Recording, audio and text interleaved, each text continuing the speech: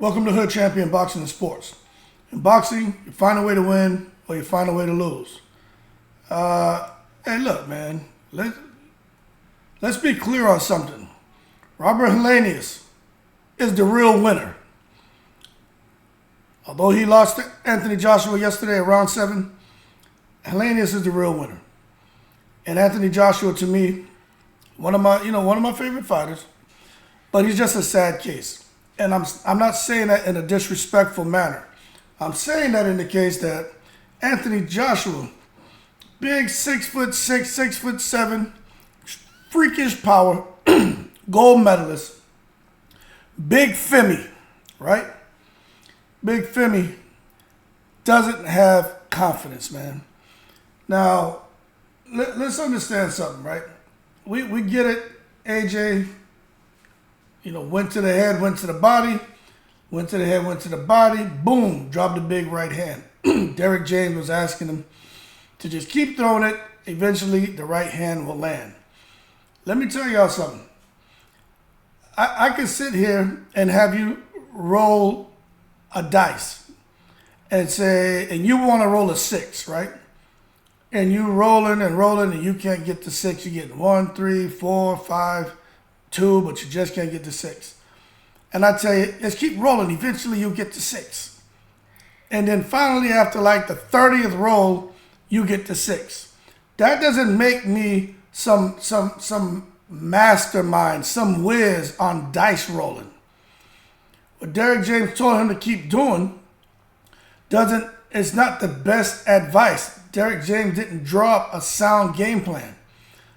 Robert Helenius, for those of you who are saying, Derek James did his advice to Anthony Joshua was outstanding. It's what he needed. Okay, we'll put it to you this way. Deontay knocked Helenius out in 1 round. Okay? So it's not a matter of taking 7 rounds to keep throwing the right hand. Eventually it will land. He's there to get hit. Robert Helenius is there to get hit. Ask Kornacki, babyface Kornacki, who was giving Helenius hell. Helenius eventually got him out of there, but ask Chisora. Ask Gerald Washington. All right? So let's not take it to the stupid. What I will say, if Anthony Joshua, at this point, I'm telling y'all, this is my opinion, I think Anthony Joshua could have big banged every opponent he's had in front of him out. Okay? A little bit of patience, but still a whole lot of aggressiveness. But that's gone, man. So for people to say now, oh man, this was a throwback Anthony Joshua. This is what we needed to see going into the Wilder fight. Wilder's in trouble. He's going down faster than a plate of Alabama barbecue. To that I say, and I kindly request, most respectful manner, that you hold your horses and stop taking it to the stupid. Anthony Joshua's a throwback. No, he's not. You know the throwback Anthony Joshua? Balls to the wall, gun slinging. That wasn't him. Now, he may have a little bit more confidence now that he was able to tranquilize Helenius with the big right hand. Okay? But don't for 1 second think Anthony Joshua is going to get caught up in his own hype. That's why he won't rate his own performance. They're asking Anthony Joshua, so where do you rate your performance on a scale of 1? He's not going to answer that. I'll let my trainer answer that. Well, cool. Ask Derek James. Oh, blank man looking ass. Ask him. See what he says. You know why Anthony Joshua won't rate his performance? You know why Anthony Joshua won't talk a lot about the knockout over Helenius? You know why, right? Oh, you don't? Well, here, let me tell you, right? And I'm talking to you. Anthony Joshua won't rate his performance and talk about knocking out Helenius because Helenius has been knocked out by multiple people. They know his chin isn't the best. He's strong, don't get me wrong, and he can fight. but his chin isn't the best. But if you look at this, Anthony Joshua didn't knock out Jermaine Franklin. He should have knocked Jermaine Franklin out. You understand? Anthony Joshua didn't knock out Ruiz. Anthony Joshua didn't knock out Usyk. You get it? He should have knocked them guys out. Anthony Joshua never fought Luis Ortiz. Could have knocked him out. Fight him. Anthony Joshua doesn't have the confidence. And you know what's unfortunate? It's not even Derek James, because I don't know about Derek James, right? What's his name? Eddie Hearn doesn't even have faith in Anthony Joshua. Eddie Hearn is out here scared, tail tucked between the legs. Somebody help me, please. That's Eddie Hearn.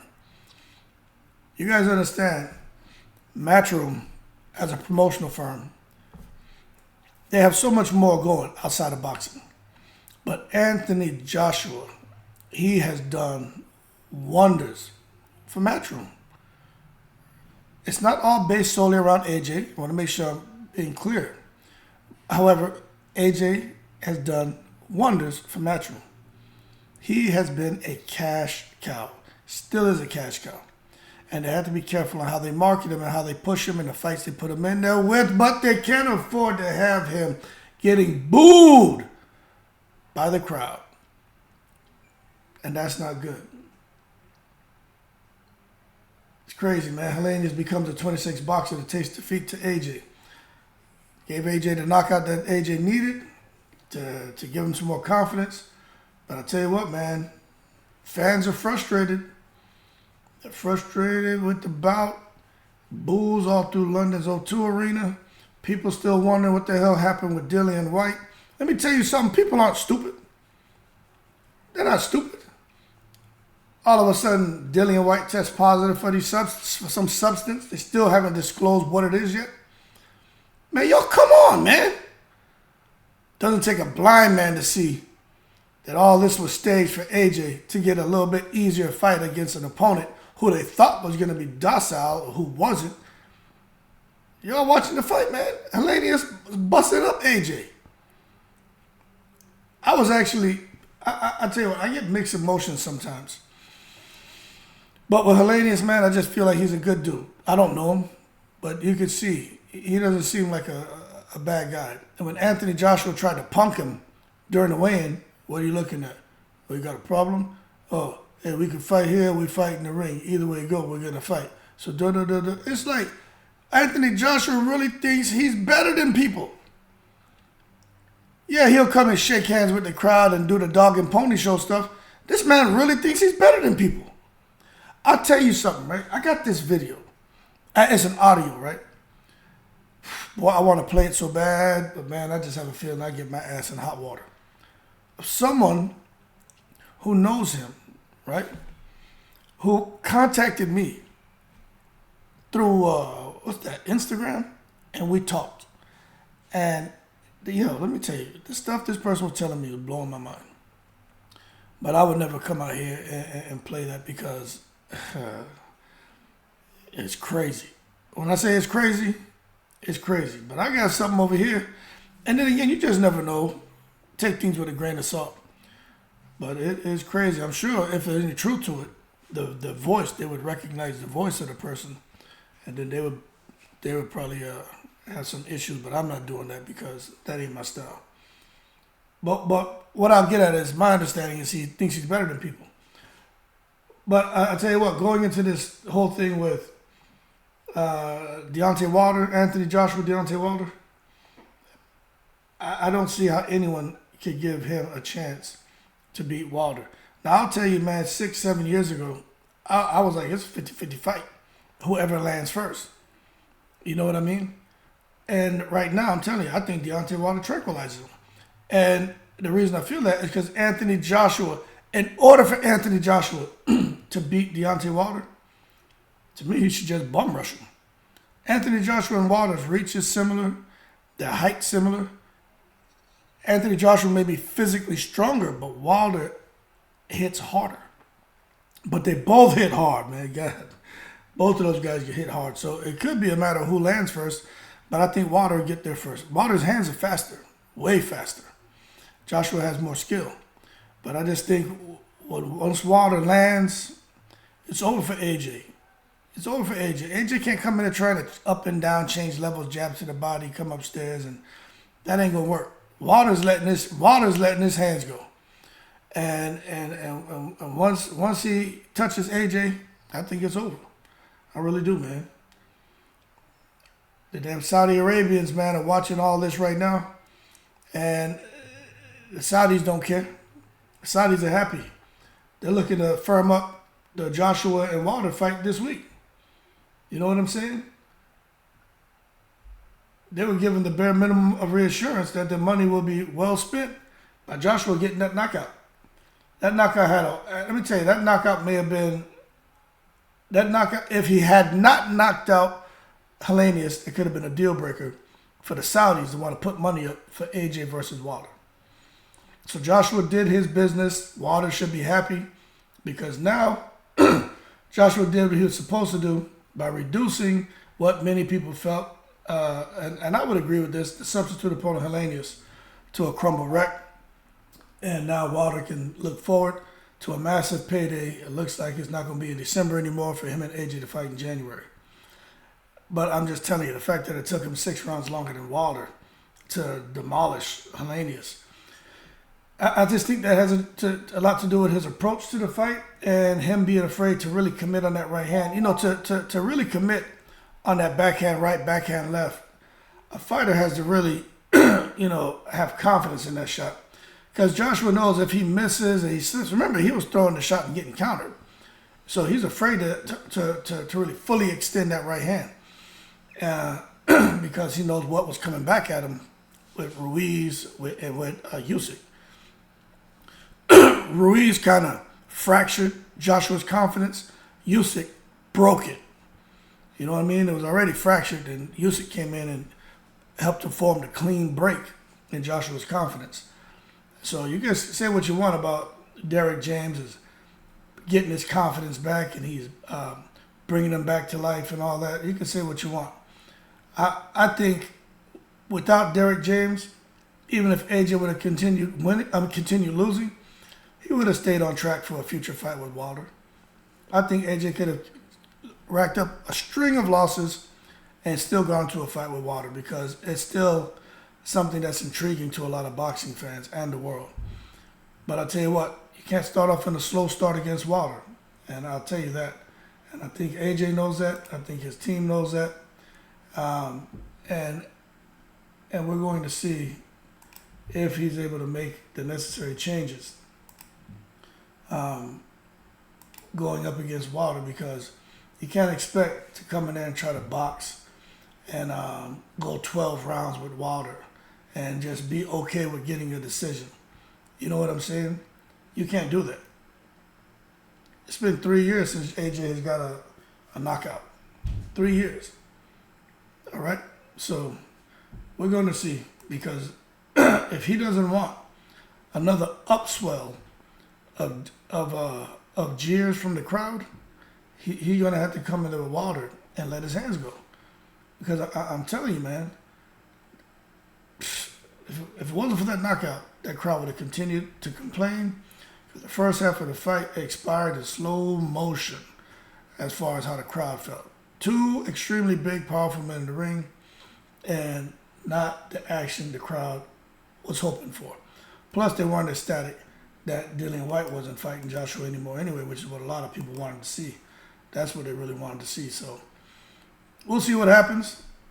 That being said, Robert Helenius, he came in, he saved the day. He banged up AJ. That's why AJ had on glasses. AJ just happened to catch the big man. AJ's powerful, put him down. But for those of y'all out here talking about AJ's ready for Wilder, he's ready for the Wilder payday.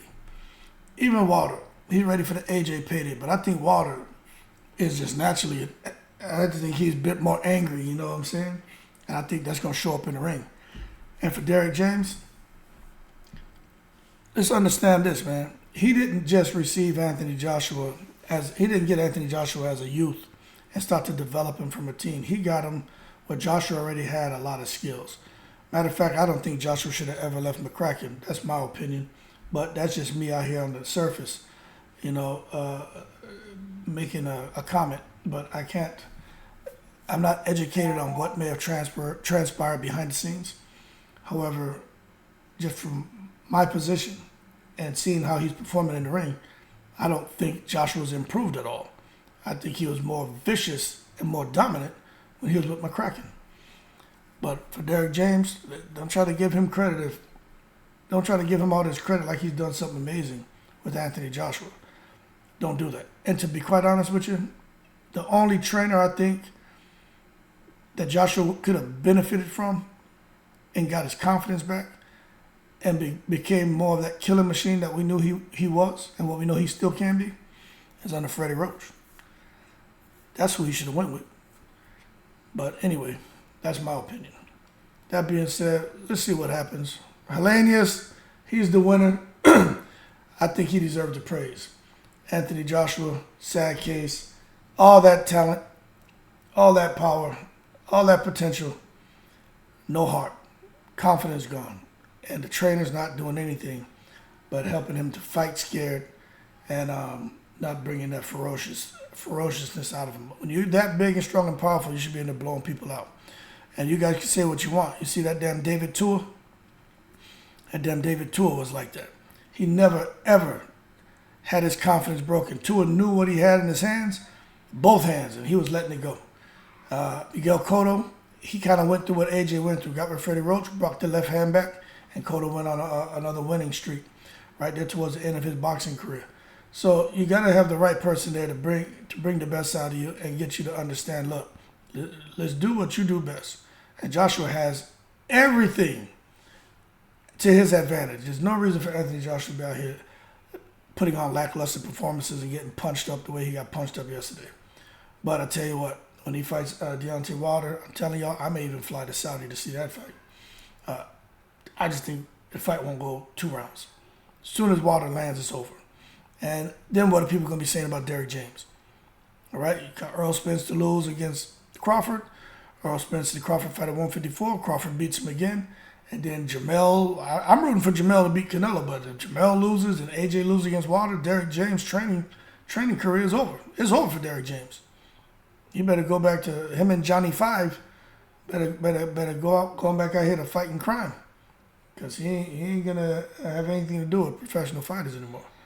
That being said, y'all keep cool in the breeze.